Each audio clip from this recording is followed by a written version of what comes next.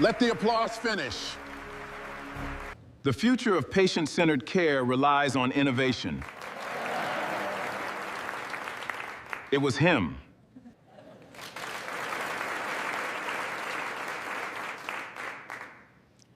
Mr. Carter, welcome.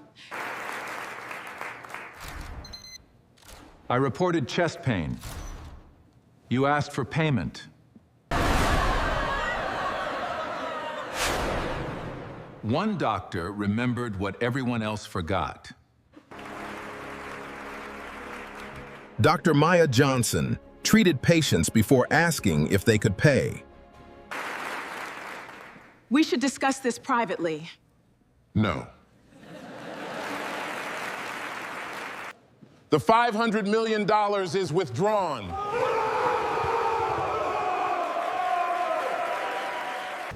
The money will build a new emergency access center with triage before billing. Care comes before billing.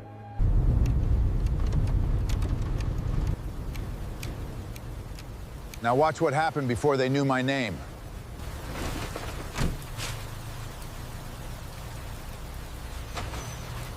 I need to see a doctor. At 11:07 on a cold Boston night, a dented yellow taxi pulled up outside the emergency entrance of St. Michael Medical Center, one of the most prestigious private hospitals in New England. The doors opened, and an older black man stepped out slowly, one hand pressed against his chest, the other gripping a small cloth bag as if everything he owned was inside it. His coat was thin, his shoes were worn down at the heel. Rainwater clung to the brim of his old cap and ran along the side of his face. He looked like the kind of man people noticed only long enough to decide he did not belong. Inside the emergency department, the lobby was bright polished and almost too clean. There were marble floors, soft lighting, a wall of donor names in brushed silver, and a sign above the desk that read, "Compassion First." The old man stood beneath that sign, breathing carefully, while the receptionist looked him up and down before asking for his name. "William Lewis," he said, his voice strained. The receptionist typed without urgency. "Insurance card?" He shook his head. "I don't have one with me." "Credit card?" "I need to see a doctor. My chest hurts." Her fingers paused over the keyboard, not because the word chest frightened her, but because the word uninsured had already changed the room. She slid a clipboard toward him and said, "You'll need to complete financial intake first. We have patients ahead of you." William looked past her. A man in a designer coat had just entered with a private security guard and an assistant carrying a leather briefcase. He said something quietly at the desk. Within seconds, a nurse appeared, smiled warmly, and guided him through a side door marked VIP Clinical Suite. William stayed standing, his hand tightened over his chest. "I came before him," he said. The receptionist did not look ashamed. She looked trained. Priority status is determined by service level and deposit clearance. A security guard stepped closer, not aggressively, not yet, but close enough to remind an old man in worn shoes that the hospital had doors it could close. William Carter, founder of the Carter Health Foundation and the man whose organization had just agreed to invest $500 million into St. Michael's expansion, lowered himself into a plastic chair and waited. No one in that lobby knew who he was. No one knew his signature could build their new trauma tower, fund their research wing, and make their executives famous across the country. No one knew the cloth bag in his lap contained a hidden camera, a medical alert device, and a copy of the complaints he had received for months from people who said St. Michael saved the rich first and made the poor prove they deserved to live. William had not come that night to sign a ceremonial check. He had come to find out whether St. Michael still deserved to call itself a hospital. For years, the name St. Michael had meant excellence. Celebrities flew in for surgery there. CEOs recovered in private suites overlooking the Charles River. Wealthy families trusted its specialists with their children, their hearts, their cancers, their aging parents. The hospital's advertisements showed warm hands, shining equipment, and doctors leaning tenderly over bedsides. Its public language was beautiful. access, mercy, innovation, human dignity. But the letters arriving at Williams Foundation told another story. A retired bus driver wrote that his wife waited 6 hours with abdominal pain because their insurance had lapsed while private pay patients moved past them. A grocery clerk claimed she was pressured to sign a payment plan before anyone would order imaging for her father's head injury. A nurse, anonymous and frightened, said emergency staff were being graded on financial capture before clinical care. A mother sent a photograph of a bill so large she stopped sleeping. At first, William did what responsible donors do. He asked questions. He requested data. He met with St. Michael's leadership. The CEO, Margaret Sloan, assured him the complaints were isolated misunderstandings. The chief financial officer, Victor Hale, said modern medicine required financial discipline. The chief medical officer, Dr. Adrian Pierce, smiled with the confidence of a man used to being believed and said, "Mr. Carter, every patient who needs emergency care receives it here." William wanted to believe them. He had built his foundation because his own mother had died in a hospital corridor when he was 23 years old. Her name was Eleanor Carter. She cleaned offices at night, raised 3 children alone, and ignored pain because pain was expensive. When William finally got her to an emergency room, she was asked about payment before anyone touched her wrist. He remembered her trying to answer politely while sweat gathered at her temples. He remembered a nurse saying they were very busy. He remembered watching wealthier patients disappear behind curtains while his mother whispered, "Don't make trouble, baby." She died before sunrise. That death became the wound William turned into work. He built clinics. He funded mobile care units. He paid medical debt for strangers. He became one of the richest healthcare philanthropists in America, but he never forgot the sound of a hospital treating a poor woman's life as paperwork. So when St. Michael asked for $500 million to expand its emergency and specialty care system, William saw a chance to do something enormous. A new trauma center, more beds, better access for working families, training programs for young doctors. But money could enlarge a mission or enlarge a lie. Before he gave them the funds, he needed to know which one St. Michael had become. That was why he sat in the waiting room, dressed as a man no one powerful would claim. 20 minutes passed, then 40. His chest pain had eased but not disappeared. His private physician knew where he was and monitored him from a nearby car through a discreet device, but the discomfort was real enough to make the test dangerous. William had refused to fake suffering. He wanted to know what happened to a man who arrived scared and vulnerable with no financial shield in front of him. Across the lobby, he saw another patient hunched over in a work jacket stained with concrete dust. His left arm was swollen and twisted at an unnatural angle. His name was Luis Ramirez. He had fallen at a construction site and been brought by a coworker who kept saying, "He needs an X-ray. He can't move his fingers right." The intake clerk asked for a deposit. Luis tried to explain that his wallet was at the job site. His coworker offered a debit card, but it declined. The clerk sighed and said, imaging could not be ordered until financial responsibility was established. Luis clenched his jaw so hard tears gathered in his eyes. He did not scream. Working men often learn to swallow pain because they are afraid pain will cost them their job. A few seats away, a young mother rocked a little girl against her chest. The child's skin shone with fever. Her hair was damp, her lips dry. The mother's name was Tasha Reed, and she kept pressing a paper towel to her daughter's forehead while whispering, "Stay with me, Naomi. Mama's right here." When Tasha asked how much longer it would be, the receptionist told her the pediatric emergency team was handling higher priority cases. Tasha pointed toward the VIP door and said, "Those people came after us." The receptionist lowered her voice. "Ma'am, please don't cause a scene." A scene. That was the word institutions used when pain became inconvenient. William watched everything. The hidden camera in his coat button recorded the desk. The small recorder in his bag captured voices. But evidence was not the hardest part. The hardest part was sitting there, doing nothing, while old memories pressed against him like a hand around his throat. He had promised himself that if anyone showed signs of immediate danger, he would reveal himself and stop the test. He had not come to gamble with lives, but he wanted to know how far the hospital would let suffering go before conscience interrupted procedure. The answer came from a woman in blue scrubs with tired eyes and a stethoscope around her neck. Dr. Maya Johnson had just finished a 12-hour shift when she entered the waiting room looking for a patient whose lab results had been delayed. She was 36 sharp calm and known among nurses as the doctor who moved quickly without making people feel like burdens.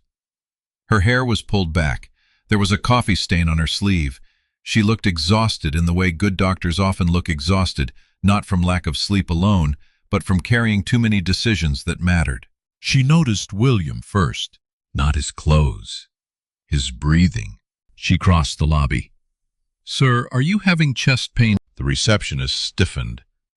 "Dr. Johnson, he hasn't completed clearance." Maya did not even turn around. Chest pain gets an EKG before clearance. The receptionist said Dr. Pierce's office has been very clear about intake order. Now Maya turned. Her voice stayed even, which made it stronger. "And medicine is very clear about chest pain. Get him a wristband." William looked up at her. "I don't have insurance." "That is not the question I asked," Maya said. Then she crouched slightly so she was at eye level with him. "When did the pain start? Does it spread to your arm or jaw? Any shortness of breath?" No one had touched him since he entered the building. No one had asked him what his pain felt like. Maya asked, as if his answers mattered because to her they did. Within minutes, she had him in a treatment bay. She ordered an EKG, aspirin, blood work, and monitoring. When a nurse hesitated because the financial hold was still on his chart, Maya took the tablet and entered her own authorization. "Use my name," she said. "If anyone wants to argue, they can find me." Then she went back for Luis.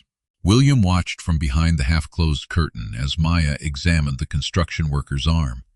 She checked his pulse, asked about numbness, and ordered imaging immediately. When billing protested, she said, "A man's hand does not wait for a deposit." She sent a nurse for a splint and pain medication. Then she went to Tasha and Naomi. The little girl's fever was high enough to concern her. Maya did not frighten the mother with dramatic words. She simply said, "We're going to take care of her now." She carried the child herself toward pediatric triage when no transport chair arrived quickly enough. For the first time that night, the waiting room changed. Not because the walls changed, not because the policies vanished. It changed because one person inside the system remembered why the system existed. That was also when Dr. Adrian Pierce appeared. He was tall, silver-haired, and immaculate, even near midnight. His white coat looked less like work clothing and more like a uniform of authority. He did not go first to the patients. He went to the screen at the nurse's station, saw the financial overrides, and his expression tightened. "Dr. Johnson," he said sharply. Maya finished giving instructions to a nurse before answering. "Yes, my office. Now, I have active patients. You have active violations." The hallway was not private. William could hear every word from his bed. So could nurses' clerks and two frightened families pretending not to listen. Dr. Pierce held up the tablet.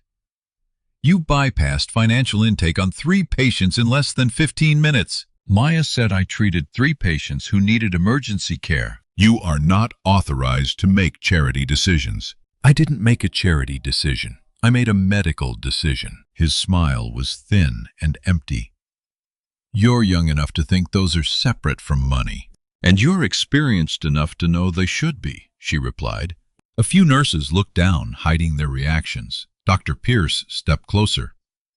"This hospital is finalizing the largest private investment in its history. We cannot afford rogue physicians creating unrecoverable costs because they want to feel noble at midnight." Maya's face changed then. Not with fear, though William could tell she was afraid. Her job mattered. Her loans mattered. Her reputation mattered. But something deeper rose above the fear. If a patient dies because we delayed care for payment, no donation can make that noble. Dr. Pierce's voice dropped.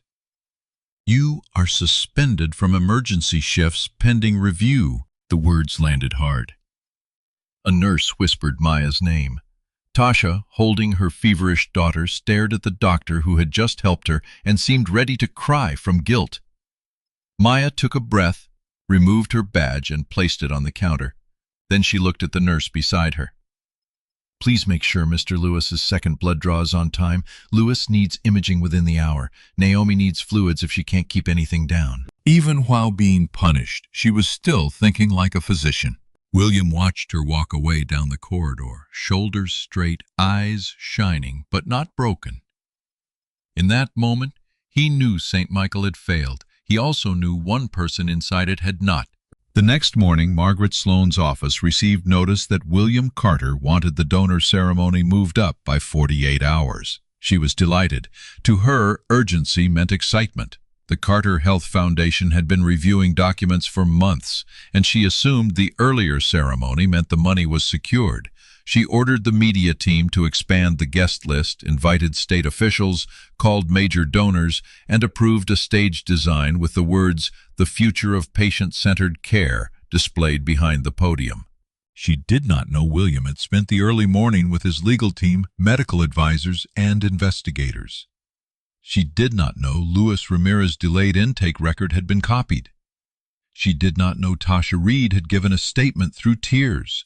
She did not know nurses had finally started talking once they learned someone outside the hospital was listening. And she did not know the man she had dismissed in reports as a difficult, uninsured patient was the donor everyone was waiting to impress. William's own medical results showed that he had not suffered a major heart attack, but the delay had been dangerous. The cardiologist who reviewed the timeline told him plainly that a hospital should not have made him sit unassessed with chest pain while asking about payment status. William listened without expression. He had heard enough. On the day of the ceremony, St. Michael looked like a palace prepared for a coronation. Fresh flowers lined the lobby. A string quartet played near the donor wall. Reporters adjusted cameras beneath banners showing smiling doctors and grateful patients.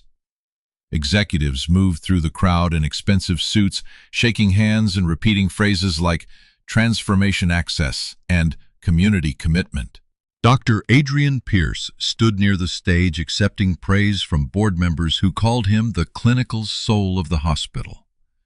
Margaret Sloane wore a cream-colored suit and a smile bright enough for every camera. Victor Hale, the CFO, joked that $500 million could cure many headaches. Maya Johnson was not invited. She had spent the morning at home suspended, replaying the night in her mind. She wondered whether she had ended her career by doing the most basic thing a doctor should do. She had not slept. At noon, a courier delivered an envelope from the Carter Health Foundation asking her to attend the ceremony as a personal guest of William Carter. She almost threw it away, thinking it was a mistake. Then she saw the handwritten line at the bottom. "Please come. The truth needs a witness." At 3 o'clock, the auditorium filled. Margaret Sloane stepped to the podium first. She spoke beautifully. She said St. Michael had always believed every life was priceless. She said the partnership with the Carter Health Foundation would expand care for underserved communities. She said no hospital in America was more prepared to lead with compassion. William watched from the back hallway on a monitor, dressed in a dark suit now, his shoes polished, his posture restored. Beside him stood his attorney, 2 foundation board members, and Maya Johnson, who had arrived quietly and still did not understand why she was there. When Margaret introduced him, the audience rose before seeing him. They applauded the money first. Then William entered. The applause began confidently, then stumbled. A few people recognized him from newspapers and magazine covers. Others needed a second longer. But Dr. Pierce recognized him in a different way. His face drained before William reached the stage. The poor man from the emergency room was walking toward him in a tailored suit. No cloth bag, no old cap, no helpless posture. Only the eyes were the same, steady and deeply disappointed. Margaret Sloane's smile froze. "Mr. Carter," she whispered. William shook her hand because cameras were watching, but he did not hold it long. He stood at the podium, let the applause die, and looked across the room. "I was told St. Michael Medical Center treats every patient with dignity," he began. "I was told financial status never comes before urgent care. I was told the stories sent to my foundation were misunderstandings, exaggerations, and isolated failures." The room grew still. "2 nights ago, at 11:07 p.m., I came to your emergency department under the name William Lewis. I wore old clothes. I carried no insurance card. I reported chest pain at intake." Someone gasped. A camera clicked rapidly. Dr. Pierce lowered his eyes. William continued. "I was not assessed immediately. I was asked about insurance and payment. I watched a VIP patient who arrived after me receive immediate attention. I watched a construction worker with a serious arm injury be delayed for deposit clearance. I watched a mother beg for help for her feverish child while staff told her to complete payment procedures. And I watched one doctor remember what everyone else had been trained to forget." He turned slightly. Maya stood near the side aisle, stunned as every eye found her. Dr. Maya Johnson treated patients before asking whether they could pay. For that, she was threatened and suspended. Margaret Sloan stepped toward him as if she might interrupt. William lifted one hand and she stopped. The screen behind him changed, not to a dramatic montage, but to evidence. Timestamps, intake logs, audio excerpts, policy memos labeled financial clearance priority. A training slide instructing staff to identify high-value patients for expedited service recovery. A chart showing wait times by payment category. Then short clips from the hidden camera, the receptionist asking for insurance while William held his chest. Luis being told imaging required a deposit. Tasha whispering over her daughter. Dr. Pierce calling Maya's care an unrecoverable cost. No one spoke. The hospital's own language convicted it more thoroughly than any insult could have. William looked at the board members seated in the front row. A hospital is not a luxury hotel with operating rooms attached. It is not a marketplace where the sick bid for mercy. It is built for the hour when a human being is most afraid and least able to negotiate. His voice did not rise. It did not need to. "My mother died in a hospital waiting area because someone decided payment could be discussed before pain. I created my foundation so fewer families would carry that kind of memory. I will not place $500 million into an institution that has learned to polish cruelty until it sounds like policy." Margaret's face tightened. "Mr. Carter, if we could discuss this privately." "No," William said. "Patients were humiliated publicly. Staff were pressured publicly. The correction can begin publicly." Then his attorney stepped forward and announced that the Carter Health Foundation was withdrawing the $500 million investment effective immediately. The auditorium erupted in whispers. Reporters stood. Board members turned toward one another in panic. Victor Hale looked physically ill. But William was not finished. The foundation would redirect the funds into a new nonprofit emergency care center in Boston, one built specifically for patients who were uninsured, underinsured, undocumented, elderly, working poor, or afraid to seek help because of cost. The center would partner with community clinics, train emergency physicians in ethical access, and maintain a rule so simple it should never have needed to be written: triage before billing. He then announced that the foundation had already notified appropriate oversight authorities and would cooperate with any investigation into St. Michael's emergency department practices. The hospital board, cornered by truth and cameras, had no choice but to act. Margaret Sloan, Victor Hale, and Dr. Adrian Pierce were placed on administrative leave before the ceremony ended. The crowd that had gathered to celebrate a donation watched the leadership of St. Michael collapse beneath the weight of its own records. Maya Johnson did not smile. She looked more heartbroken than victorious. That was why William trusted her. After the ceremony, he found her in a quiet hallway away from reporters. She stood with her arms folded, staring through a window at the ambulance bay below. "You should have told me who you were," she said. "If I had, would I have seen the truth?" "No," she admitted. "But you could have been seriously hurt." "I know." That was reckless. William accepted the rebuke with a small nod. My doctor said the same thing, less politely. Maya almost laughed, but her eyes filled instead.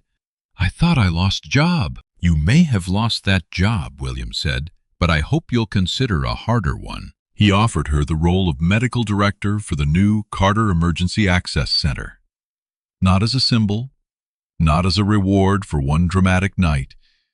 He had reviewed her record. Years of service, strong outcomes, complaints from administrators that she spent too much time with patients who could not pay. Praise from nurses who said she listened. Quiet notes in old files showing she had challenged unsafe discharge decisions before. You do not need me because I was kind to you, Maya said. No, William replied. I need you because you were faithful to the work when faithfulness cost you something. That was the sentence that broke her composure. She turned away, wiped her face, and said, yes. The investigation into St. Michael lasted months. It revealed what many workers already knew. The cruelty had not begun at the front desk. It had flowed downward from leadership through metrics, bonuses, scripts, and fear. Registrars were punished for low payment capture. Nurses were warned about moving uninsured patients too quickly. Doctors who objected were labeled difficult. Some employees had become cold because coldness helped them survive the moral injury of following rules they hated. Others had embraced the system because it rewarded them. William insisted the public understand the difference. The receptionist who asked him for insurance had followed a policy that should never have existed, but Dr. Pierce and the executive team had designed, defended, and protected that policy. Accountability had to climb to the offices where decisions were made. Luis Ramirez received surgery, rehabilitation support, and legal help when his employer tried to avoid responsibility. Tasha Reed's daughter recovered and the family's medical debt was erased through a patient relief fund created during the settlement. Several nurses who had quietly documented unsafe delays were protected as witnesses. Maya met with them personally and thanked them for telling the truth even late, because late truth can still save the next person. St. Michael did not close. William did not want that. A city needs hospitals, even flawed ones, but the hospital changed because it had to. The board appointed interim leadership. Financial clearance could no longer delay emergency medical screening. Charity care policies were rewritten in plain language. Wait time data had to be reported by payment category. Patient advocates were placed inside the emergency department 24 hours a day. The donor wall remained, but the sign above the desk was replaced. The new sign read, "Care begins here." No slogan can heal a broken culture by itself. William knew that. But every culture begins with what it repeats, and for too long, St. Michael had repeated that money was urgency. Now it had to repeat something else. The Carter Emergency Access Center opened 11 months later in a renovated building near a bus line, not far from neighborhoods where people often waited too long to seek care because they feared the bill more than the pain. Maya designed the intake area herself. No marble, no velvet ropes, no VIP corridor. Just clean chairs, clear signs, translators on call, social workers beside clinicians, and a triage desk positioned before any billing conversation. On opening night, William arrived quietly, without cameras. He was not in disguise. He did not need to be. He watched Maya move through the department, checking on staff, adjusting a supply cart, kneeling to speak to a frightened child, and correcting a young doctor who almost used the phrase non-compliant before understanding why a patient had missed appointments. Near midnight, a taxi pulled up outside. An older man stepped out, holding his chest. For one brief second, William felt time fold in on itself.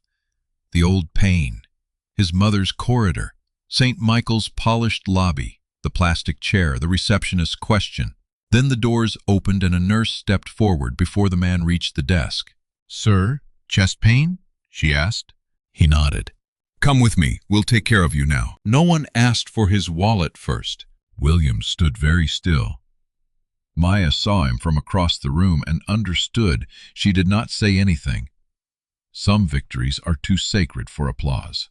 Months later, reporters still asked William whether canceling the $500 million had been too severe. He always answered the same way. The money was never the point.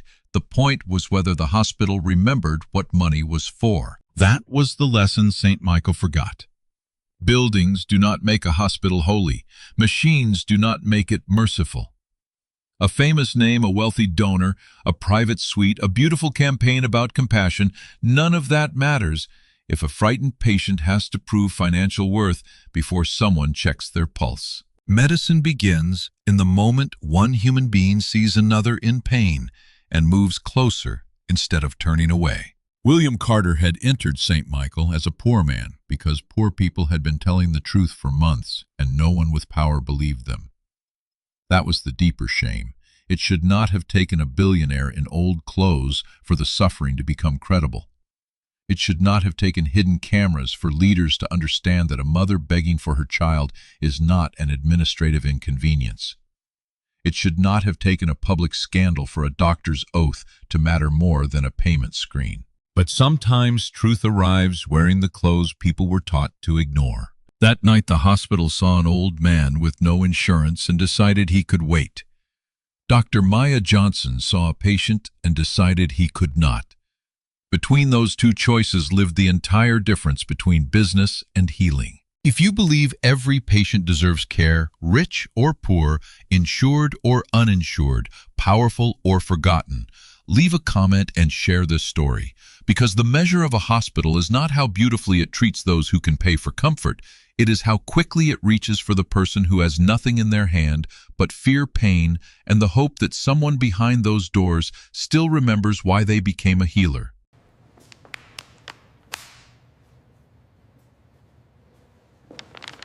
I think we should talk.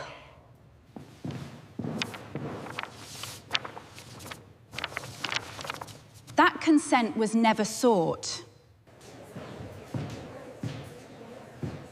Not 1 foot moves without my name.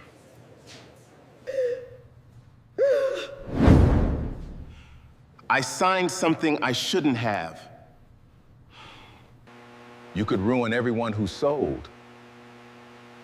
I am trying to save what's left.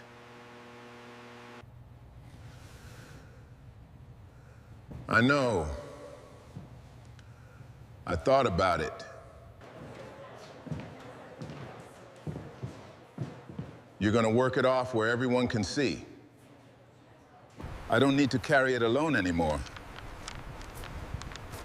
Thank you, Solomon. What are we looking at? You hold it now. Then we carry it in the open. For 20 years, nobody knew my name.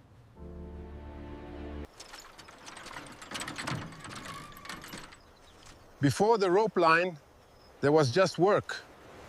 Bellhaven Island smelled like low tide and cut grass that morning, and Solomon Tillery had mud on his boots because he'd spent the dawn wiring a fence post back into the ground on the interior fields, the way he did most mornings, the way nobody photographed. By 9, a different part of the island was getting photographed plenty. Merrow Coastal Group had strung white rope along the gravel drive above Cutter's Bluff, the spot where the resort's clubhouse was supposed to rise. And a crowd of Tillery descendants stood behind it in pressed shirts waiting on a groundbreaking shovel with a bow tied around the handle. A quartet played something that wasn't quite gospel and wasn't quite elevator music. Somebody had ordered a cake with an aerial rendering of the resort piped onto the icing in blue and green. A man in a golf shirt with a laminated badge walked the rope line checking names off a printed sheet. And every few minutes a photographer crouched low to get the ocean in the background of somebody's smile. Saul came up the drive on foot the way he came everywhere, hands raw from wire, and stopped where the gravel met grass. A young woman stepped in front of him before he got a hand on the rope. Tabitha Voss, 26, working her first big solo event, held her binder under one arm like a shield. "Sir, this is family and press only," she said exactly the way it was printed on page 4 of her event binder, because that was the only place she'd ever practiced saying it. And she said it a half step too fast, the way people do when they're more afraid of getting it wrong than of getting it right. "I understand," Sol said. He didn't raise his voice. He looked past her at the crowd, cousins, second cousins, people whose diapers he'd changed 40 years back, and not one of them looked at him twice. A woman near the front, Pearl's daughter, glanced his way once and went right back to adjusting her sunglasses. 40 years of mud boots and a quiet cabin will do that to a man. He becomes furniture on his own island, something you walk past on the way to somewhere that matters more. "Sir, I need you to step back from the rope," Tabitha said. "We've got the shovel ceremony in 20 minutes, and I can't have anybody unaccounted for near the platform." "I know whose rope this is," Sol said. And something in the way he said it, not loud, not proud, just certain, made Tabitha's pen stop clicking for half a second, like she'd heard a wrong note in a song she'd memorized.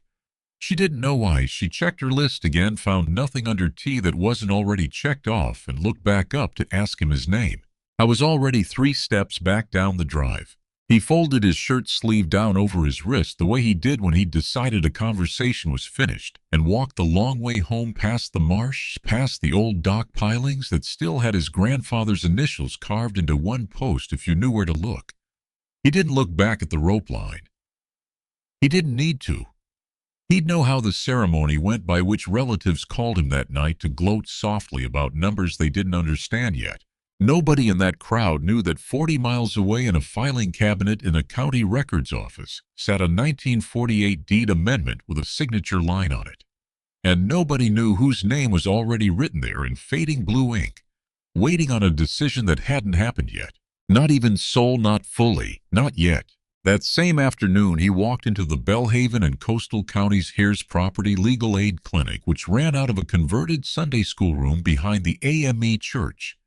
3 folding tables, a coffee maker older than most of its clients, a wall calendar still turned to a month that had already passed.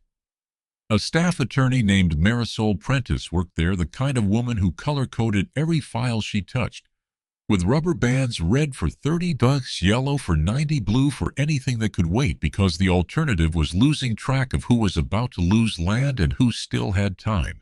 Sol stood in the doorway a second before he came all the way in, like a man checking whether he was allowed. "Help you?" Marisol didn't look up right away. She was mid-file, rubber band between her teeth. "I've got a question about an old deed," he said. 1948. An amendment. Word in it I don't fully know the shape of. Most people who walked in that door said, "I think I'm about to lose my house," or "they're saying my grandmother's will don't count." Marisol had learned to read the ones who came in sideways, asking about a word instead of a fear, because those were usually the ones who'd been sitting on something a long time. "What word?" she said, setting the file down. "Acting trustee," he said, plain, like he was reporting the weather. "Tide's been strange this year, if you want to know. Came in early 3 days running last week. Man could set his watch wrong by it." She didn't laugh at him, and she didn't rush him past the tide comment either, though a younger version of herself might have. "Show me the document," she said. "I don't have opinions about paper I haven't read.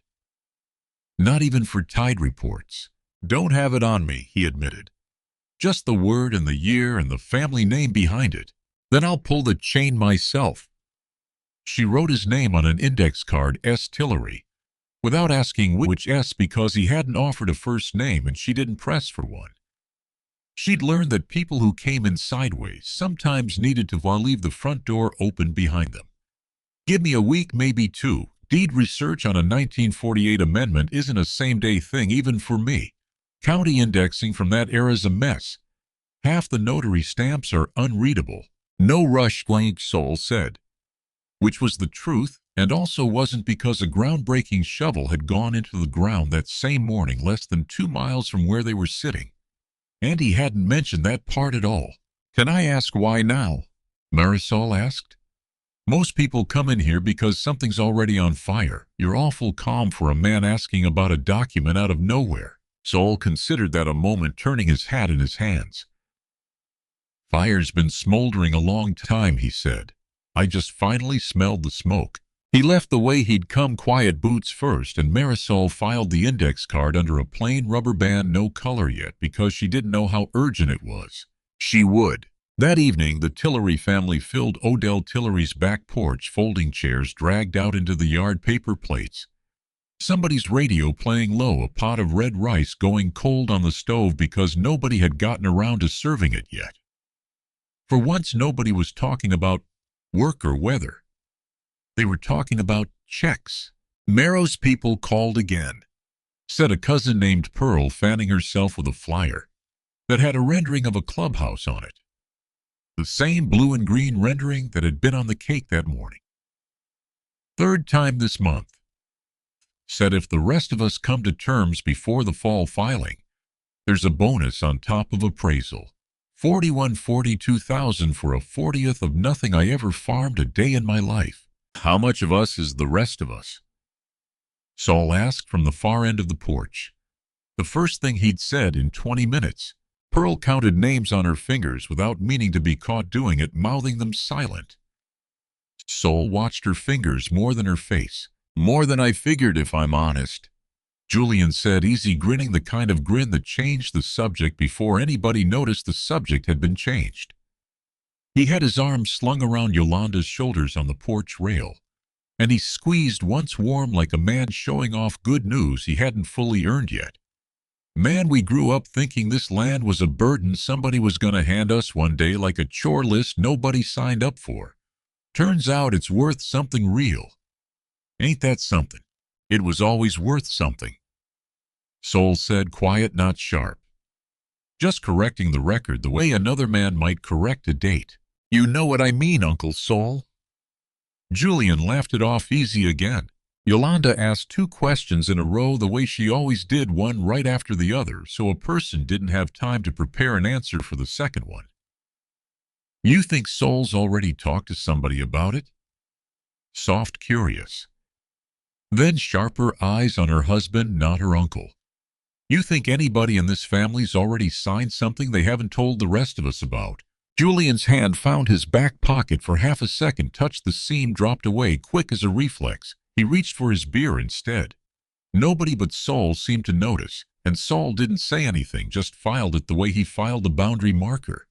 He'd need to check again later. Nobody's signing anything without a family conversation first, Pearl said, though her own signature was already 3 weeks dry on a document in a filing cabinet in Marrow's regional office. Sol didn't answer either of Yolanda's questions.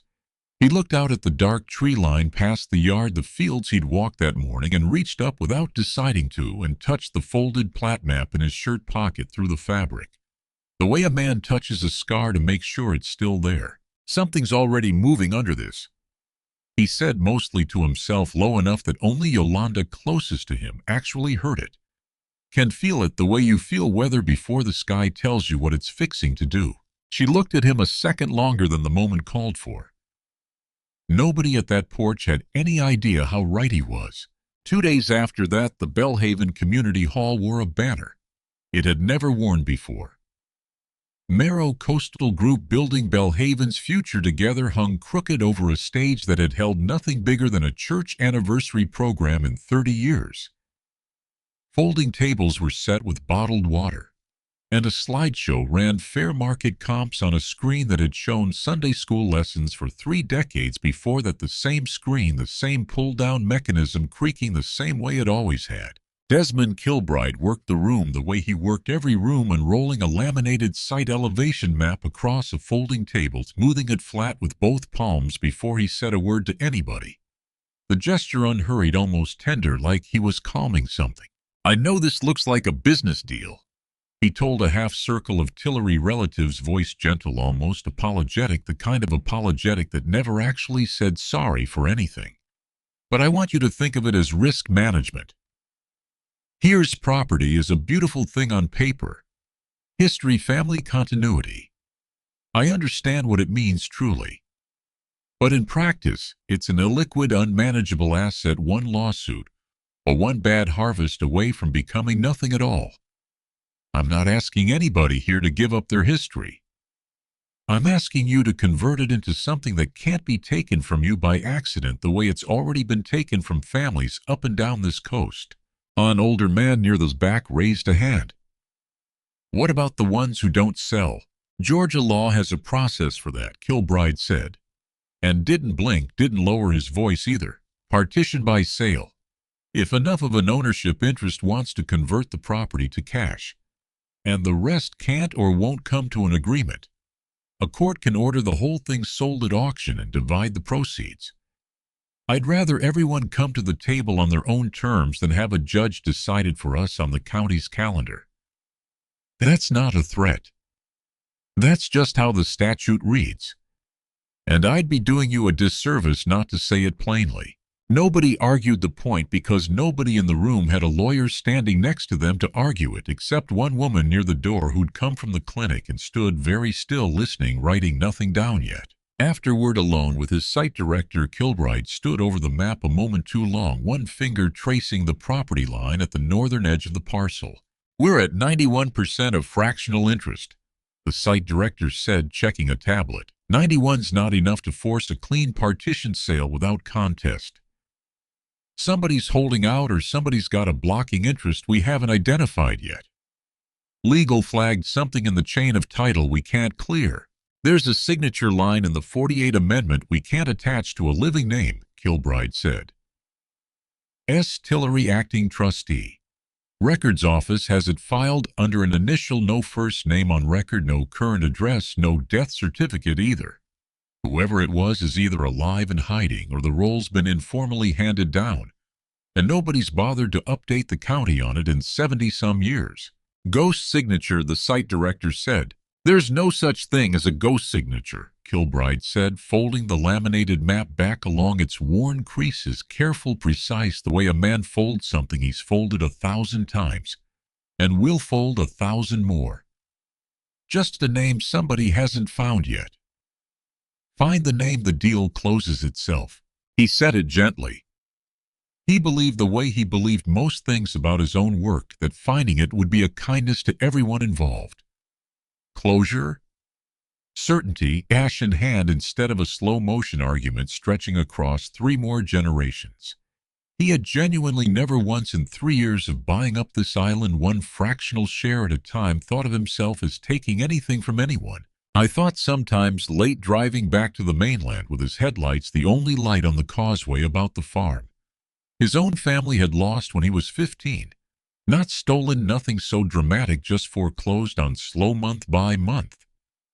While his father kept insisting the bank would work with them if they just waited one more season. Nobody had waited on his father. Kilbride had built a career on being the one who never made anybody wait on him again. It didn't occur to him most nights that the two facts might be connected to the same wound in different clothes. Marisol spent 3 nights after work in the county archive room, the kind of room with drawers that stuck in a single fluorescent tube that buzzed on a 5-second delay before it caught, working the deed chain backward from 1948, cross-referencing notary logs against a hand-drawn index that hadn't been updated since a clerk named on the ledger had died sometime in the Reagan administration. She found the amendment on the 4th night, water-stained at the corner, notarized in a hand so faded she had to hold it under a desk lamp and read the clause twice before she trusted her own eyes. The undersigned acting trustee, it read, so long as said trustee remains a living descendant of the original 1865 purchasing cooperative, in continuous working possession of the land, shall hold sole and non-delegable consent authority over any conveyance, encumbrance, or partition of the whole. She read it a 3rd time out loud, alone in the archive room, to make sure she wasn't inventing what it said out of exhaustion and too much bad coffee. One name held the whole island's fate in a signature line, and the county's own index card system had never bothered to update who that name currently was because nobody in 70 years had thought to ask, and the family itself apparently had never once said it out loud at a cookout or a funeral or a wedding. Whoever it had been in 1948 might be dead, might have grandchildren who didn't know the clause existed, might technically be the very swing vote Mero Coastal was 3 years and 91% deep into buying around without ever once finding it. She thought of the man who'd come into the clinic asking about a word instead of a fear hat in his hands, boots still on. S. Tillery. She'd written that same 2-word phrase on an index card without a first name. Same as this 1948 amendment had done 70-odd years before her. She didn't put it together yet. Not that night. She told herself it was too neat a coincidence to trust without more digging that half the family on this island shared that surname, that she was tired and reaching. But she photocopied the page twice, color-coded the folder, read 30 days, the most urgent color she had, though she couldn't yet say why 30 days mattered, and drove home with the windows down so she'd stay awake past the last exit. Something in that clause was going to matter more than she currently understood, and she intended to find out how before Merrow Coastal's legal team beat her to the same drawer. Meanwhile, 40 minutes off island, Julian Fife met a Merrow associate in the parking lot of a seafood shack. Not because it was scenic, but because nobody from Belhaven ate there. And he had checked twice on the drive over to make sure nobody's car he recognized was in the lot. The restaurant he was trying to open had a lease signed, a build-out half-finished, and a contractor who'd stopped returning calls 2 weeks back because Julian had stopped paying him on schedule. $22,000 would close that gap, and then some would get the walk-in cooler installed, would get the health inspector back out before the permit lapsed a second time. Your wife's fractional interest is 1/40th, the associate said, sliding a folder across the truck bed between them. Papers already tabbed with little yellow flags where a signature belonged. Appraised, that's $41,000. We can close today if you're the signing party. Wire same afternoon. I'm not the interest holder, Julian said, hand still on the folder, not yet opening it. She is. You're listed as her authorized representative on the joint filing from your wedding year, the associate said. Property tax exemption paperwork, if I recall. That's not something we made up, Mr. Fife. That's paperwork you two already signed together 5 years back for a completely different reason. Julian looked at the number a long time longer than he meant to. He thought about the crew he'd have to lay off if the build-out stalled another month. Good men who'd taken a chance on him, instead of a chain restaurant that paid on time. He thought about 5 years of being the outside son-in-law at every Tillery gathering, the one whose name wasn't on any deed, whose opinion on the land got a polite nod, and nothing more like a guest who'd overstayed a welcome nobody quite remembered extending. She'd want to know, Julian said mostly to himself. She'll know when the deposit hits your joint account, the associate said, not unkindly, just efficient. Most families work it out after the fact. Money solves more arguments than it starts, in my experience. Julian signed. The wire hit an account by 6 that evening. He should have thrown the confirmation slip away right there in the truck. Instead, he folded it in quarters once, then again, and put it in his wallet behind his license, where it sat like something he hadn't decided yet whether to be ashamed of. That night at dinner, Yolanda asked him how his day was, and he said, "Fine, real good, actually closed out a supplier issue," and reached for the salt, and did not once touch his back pocket because he was trying very hard not to, and trying not to touch something is its own kind of tell if anybody's watching closely enough. Nobody was watching that closely yet. A few nights later, Saul walked 2 miles down the shore road to Cassius Bellamy's porch, which faced the water and which Cassius liked visitors to sit on a minute before he'd say anything worth writing down. So Saul sat and the two of them watched a shrimp boat work the channel a while without talking. "Tide's running late tonight," Saul offered eventually. "Running late 'cause the moon's arguing with itself," Cassius said. Which wasn't science, but wasn't wrong either, not on Belhaven, where the old captains trusted their own eyes over any tide chart printed off a computer. He rocked twice before he spoke again, slow, the porch boards creaking under the chair in a rhythm he'd probably worn into the wood himself over 40 years. "You didn't walk 2 miles for the tide report, Saul." 1948. Saul said. Amendment on the family deed. Word in it, acting trustee. Lawyer girl at the clinics chasing the paper down, proper county records and all. I want to hear it from somebody who was there before she brings it back to me. Typed up in her language, instead of ours. Cassius was quiet long enough that Saul thought he might not answer at all. Might just let the shrimp boat's engine noise answer for him. Then he reached into his shirt and touched without opening a small tin box he'd carried every day for 60 years, a habit so old it barely registered to him as a gesture anymore. On 865. This island got bought whole, Cassius said. Not given. Bought. 31 families that used to be property themselves pooled. Every dollar they had and every dollar they could borrow off a sympathetic bank 3 counties over. And they bought 4,300 acres outright before the ink on freedom was even dry good. Your people were 4 of those 31 families. My people were 2.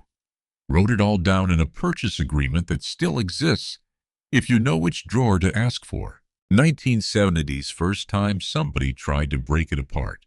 Paper company came sniffing, same as this one sniffing, now different suit. Same hunger. Your daddy and 3 other men sat in that same records office for a whole summer going through deed after deed by hand because there wasn't a computer to do it for them. And what they found was near 100 years old, a clause somebody smart and scared had written in back in 48. Back when they knew exactly what kind of court was going to decide their fate if they ever let it come to a vote of strangers who didn't know their names. One name. One living working hand on the land. Had to consent or wasn't nothing going to move, not 1 acre. Your daddy's daddy signed onto that clause in 48, not your daddy. Held it quiet his whole life, so wasn't nobody could be pressured for something they didn't even know they held. Can't force a man to sign what he doesn't know is his to sign. Pass to the next one, still working the land the same way, quiet, unspoken. Wasn't supposed to be that kind of secret you tell at a cookout, Soul. Was supposed to be the kind you carry. You're telling me it's still alive, Soul said. Not a question. I'm telling you the tide's been strange this whole year, Cassius said, and rocked and said nothing else for a long while, because some things a man has to arrive at himself before somebody else can say it out loud to him and have it mean anything. Soul sat with that a long time after watching the shrimp boat turn back toward the dock, its running lights coming on against the dark. 2 days later, Marisol drove out to Soul's cabin, not because she'd solved anything, but because he was the only person on the island who'd ever handled old paper with her instead of at her patient with the dates and the faded ink the way most people weren't. And she needed a second set of eyes on handwriting that predated both of them by 100 years. She spread 3 photocopied pages across his kitchen table. The 1948 amendment, a 1970s affidavit, and a hand-annotated plat that had been filed alongside it, and never indexed properly, misfiled for decades, under the wrong parcel number. There's a name on this clause, she said, tapping the page. Just an initial and a surname. S. Tillery, acting trustee. I've been trying to run it forward through birth and death records for 2 weeks, cross-checking against every Tillery on the island going back 3 generations.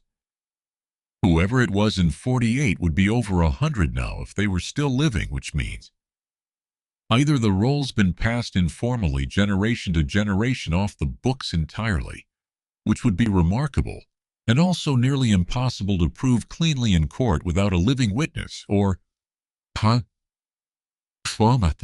She stopped because Saul had reached into his shirt pocket, unhurried, and unfolded a hand-drawn plat map, soft at the creases from 20 years of folding and refolding the paper gone the color of weak tea, and set it on the table next to her photocopy without a word. Same boundary lines.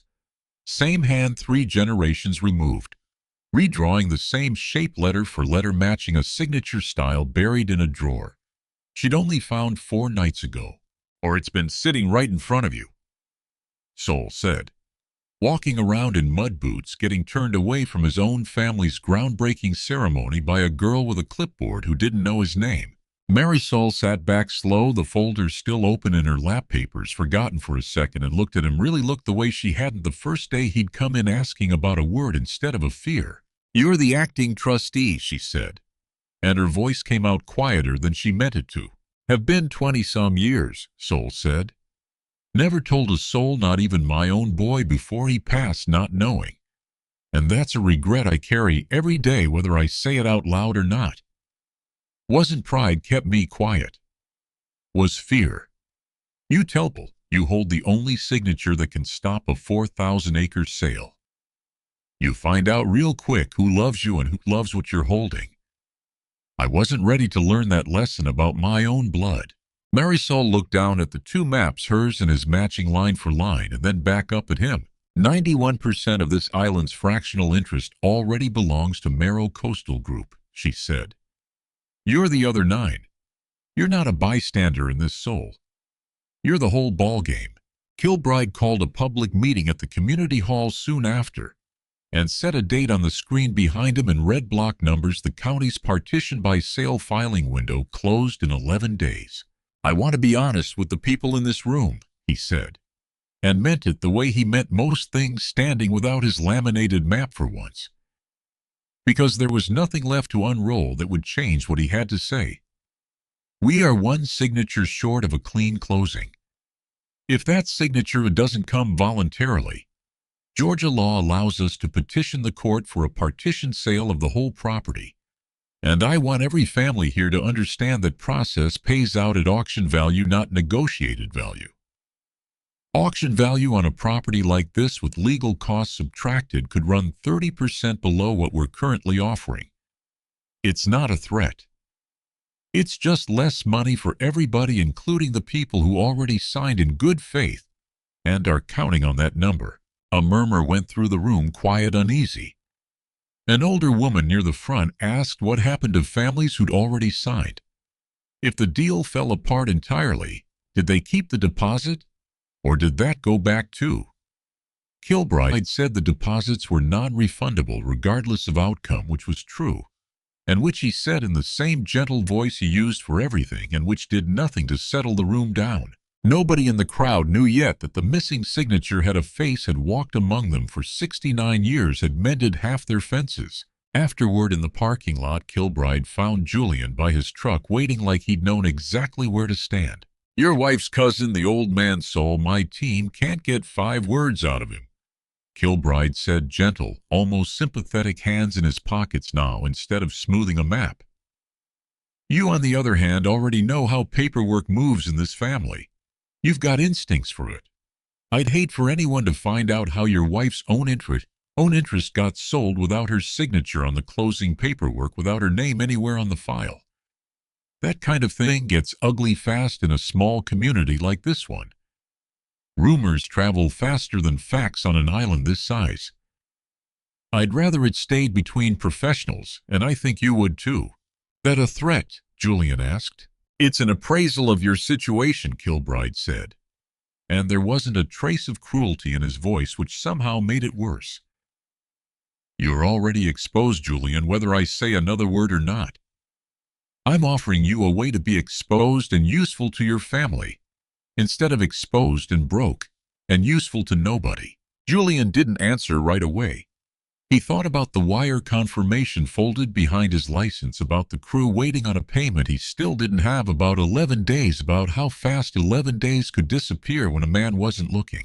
I'll talk to some people, he said, which wasn't a yes and wasn't a no either, and Kilbride nodded like it was enough, because for him right then, standing in a parking lot with a deadline and red block letters still burning behind his eyes, it was. Yolanda found the confirmation slip doing laundry. The way most secrets in a marriage get found, by accident, in a back pocket folded into quarters gone soft from being carried too long. The ink half blurred from a wash cycle Julian had gotten lucky on more than once before. She sat on the edge of the bed and read it 3 times before the numbers meant anything, before her brain would let the words arrange themselves into something true. $41,000. Her name on the account line. A signature on the authorization page that wasn't hers in handwriting. She'd know anywhere because she'd watched it sign a marriage certificate 5 years back. When Julian came in from the restaurant, she was still sitting there, the slip flat on her knee, the ceiling fan turning slow overhead, the only sound in the room. You want to explain this, she said. Or you want to tell me another joke first? I could use one. Been a long day. Yolanda, 2 questions. She said, the way she always asked things, one soft and one sharp. Except this time both of them came out sharp, both edges at once. Did you sell my share without telling me? And were you ever going to tell me? Or was I supposed to find out from a stranger at a closing table somewhere signing papers on land I didn't even know I'd already lost? He tried the old trick, the grin, the deflection. We'll figure it out, baby. Come here, sit down, let me explain, and it landed on nothing. Because some jokes only work on people who don't already know the ending. And she'd already read the ending 3 times over on a piece of paper on her knee. I was drowning, he said finally. Quiet, all the charm gone out of his voice at once, sitting down heavy on the far side of the bed like his legs had made the decision before he had. The restaurant, the crew, the lease. I didn't think the land was worth anything to anybody who wasn't already rich, wasn't already sitting on it doing nothing with it. I thought I was doing something smart for us, for our future. I really did. You did something to me, Yolanda said. Not for us. To me. There's a difference, Julian, and I think you know it. I think you've known it since the day you signed. Or you wouldn't still have that slip folded up like a secret instead of thrown in the trash where a clean conscience puts things. She didn't scream. She didn't throw anything. She folded the wire slip back along its own creases, set it on the dresser between them like evidence at a trial. Neither of them had asked to be in, and left, and didn't go to her mother's, and didn't go to a friend's, because neither of those felt like the truth right then. She drove the long way around the island past the marsh headlights, catching the reeds to her great-uncle's cabin. Because some nights the only person who tells you something true is the one everybody else stopped noticing, the one who never once asked her to explain herself before he'd listen. Sol sat up past midnight after Yolanda finally cried herself quiet on his porch and went into sleep in his son's old room. The one he still called that 20 years on sheets he kept clean out of habit more than expectation. He had the plat map on the table in front of him, unfolded flat under the kitchen light, and a pen he hadn't picked up yet sitting capped beside it like something waiting to be dared. There was a version of the next 11 days where he used what he held the way a blade gets used, quick and final. Buy back every sold fractional share himself quietly at whatever price it took, using 20 years of a farmer's savings nobody on this island knew he had because he'd never spent it on anything that showed. Cut every relative who'd sold Pearl, the others Julian most of all, out of any future claim on the land the way the deed technically allowed an acting trustee to structure a buyback if he chose to write it that way. Let them keep the money. Let them lose the family. Simple math, clean as a boundary line. It would be clean. It would be legal. Cassius wouldn't stop him, not with words anyway. Marisol might not even know how to stop him, not fast enough to matter. Not against a signature authority that old and that absolute. I thought about his son, 22 years old and furious, in the same kitchen, telling him a man who chooses dirt and a 2-room cabin over his own family's future doesn't get to call that a sacrifice. He thought about the letter he'd started writing back a dozen times over the years, explaining the trust, explaining the weight of a secret he'd carried alone since before his son could vote, explaining why he'd stayed so quiet and never finished. Never sent because there was always a better night coming that never came until there wasn't a night left to have it in, until a phone call from a hospital 40 minutes off island ended the argument permanently mid-sentence with nothing resolved. Cutting Julian out wouldn't punish Julian. Not really. It would just teach Yolanda the exact same lesson his son had learned and died still believing. That love in this family came with conditions nobody told you about until you'd already broken one you didn't know existed. He didn't pick up the pen. He folded the map instead, the way he always did, careful along the same worn creases. And for the first time in 20 years his thumb found the boundary line and pressed down on it hard enough to leave a mark in paper that had outlasted 3 owners already. Cassius came by the next morning uninvited, which he never did, and found Sol on the porch with the map still creased open on his knee, coffee gone cold beside him untouched. You're thinking about doing something clean and legal that's going to feel like justice for about a week, Cassius said. No rocking this time, no tide talk first, straight at it like he'd walked the whole way rehearsing the opening line. I know that look. Your daddy had it once, right about your age, give or take. Talked himself right up to the edge of cutting off 2 families who'd sold out in the 70s, scared before somebody talked him back off that ledge. Who talked him back? Sol asked. Wasn't a somebody. Was a something. Cassius sat without being asked, easing himself down into the porch's second chair like his knees had a vote in the matter. He remembered what it cost to be the one who got shut out once way back before any of this was ours to lose back when his own grandfather had to buy his way into a country that didn't want to sell him a square foot of it. Man doesn't keep people in a family by building a wall around who gets to stay. Marisol came by that afternoon with the closing paperwork for the buyback option laid out plain on the table because she'd do her job either way the conversation went, but she said her piece first before she'd let him sign anything. I can draft you a structure that punishes every seller and keeps 100% of the land in the tightest circle possible, she said, laying 2 folders side by side. I've done it before for other clients, and it holds up in court every time clean as anything. I can also draft you one that buys the shares back into a community trust and gives the sellers Julian included a path back in through labor and time instead of blood alone. Hours worked, seasons showed up for, not a bloodline test. Both are legal, Sol. Only one of them doesn't cost you the last of your family by the time it's done. Sol looked at both drafts a long while, longer than either of them expected him to need. My boy left this island thinking I chose land over him, he said finally. Wasn't true, not the way he believed it. But I let him believe it because explaining felt harder than grieving would have turned out to be, and I was wrong about that math every single day since. I'm not doing that twice in one lifetime. Not to Yolanda. Not to Julian either, much as I don't much care for him right now. He picked up the second draft. Repair, he said, testing the word out loud like he wanted to hear how it sat in his own mouth. Not revenge. Marisol slid a pen across the table, and this time he picked it up without hesitating. The reconvened hearing filled the community hall past its folding chairs, standing room along the back wall. Kilbride slideshow, already running fair market comps. Nobody was looking at any more, everyone's attention fixed instead on the door, on rumors that had traveled the island faster than any official notice could. Tabitha Voss stood at the door with her binders, same as the groundbreaking checking names off a list, and when Sol came up the walkway in the same boots, the same shirt sleeves rolled, the same careful way she stepped in front of him out of pure trained reflex, page 4 of her binder already halfway out of her mouth before she caught herself. Sir, I need to check the Solomon Tillery, Sol said, cutting in gently, not unkindly, just certain. Just his name plain, the way he said the one true answer he'd give and wouldn't repeat, not for her, not for anybody in that room. Acting trustee of the 1865 Bellhaven Purchase Trust.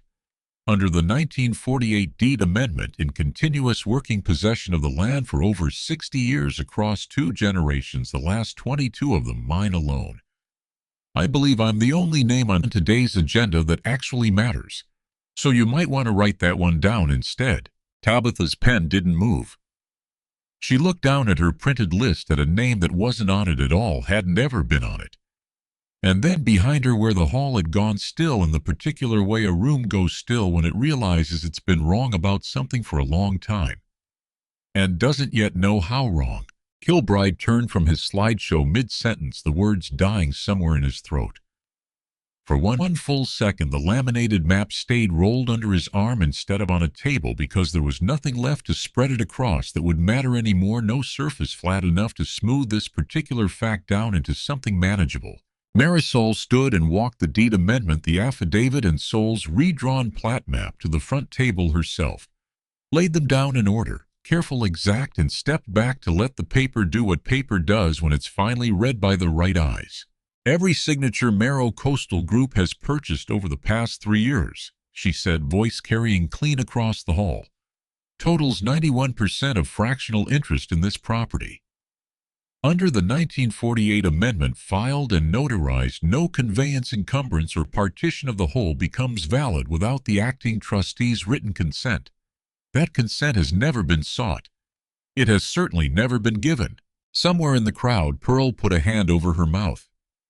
Julian near the back didn't move at all, didn't breathe that anyone could see. Mr. Tillery, Kilbride said. And for the first time in 3 years on this island, his voice didn't have a laminated map underneath it to smooth, flat, nothing gentle left to reach for.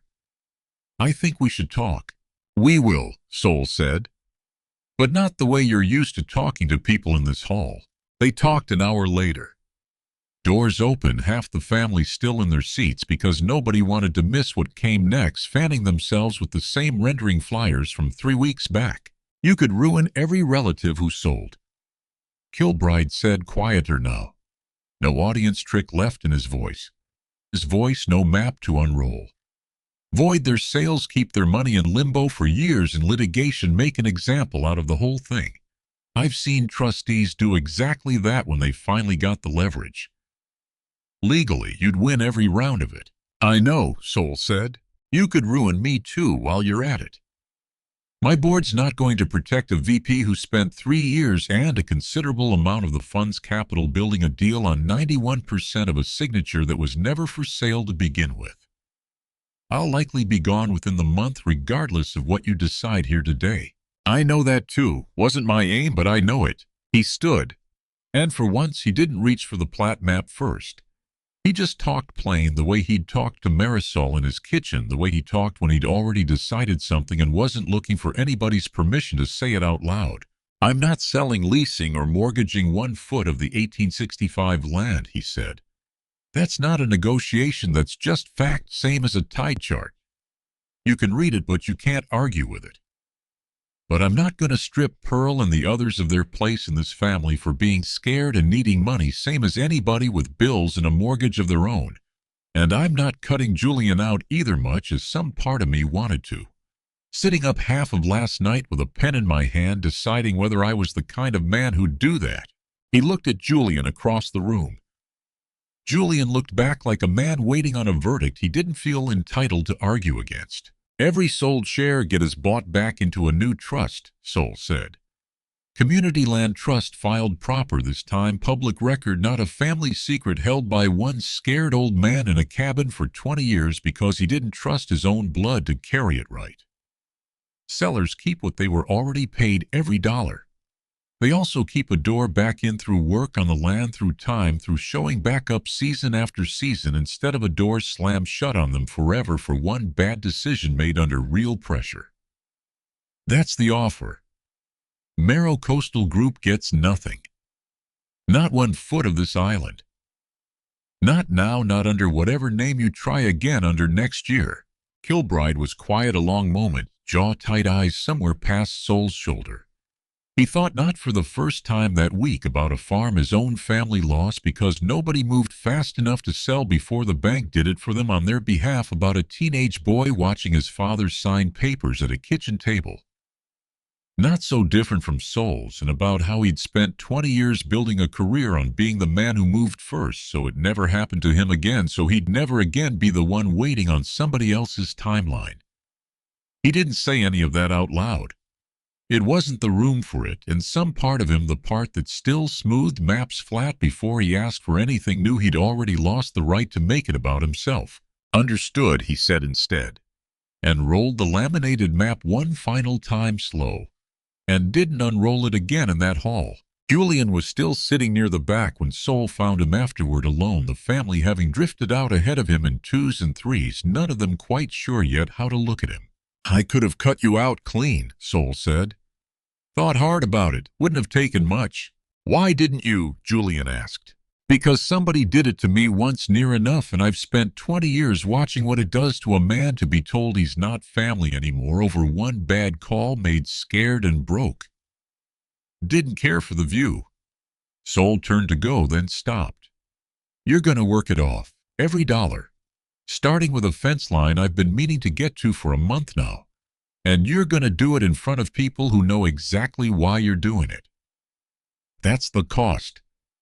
Not money. Time where everybody can see it. Julian nodded, throat working, and didn't trust himself to say anything back that wouldn't come out broken. 3 weeks later, the island held its own gathering. No banner, no rented tent, just folding chairs on the grass at Cutter's Bluff.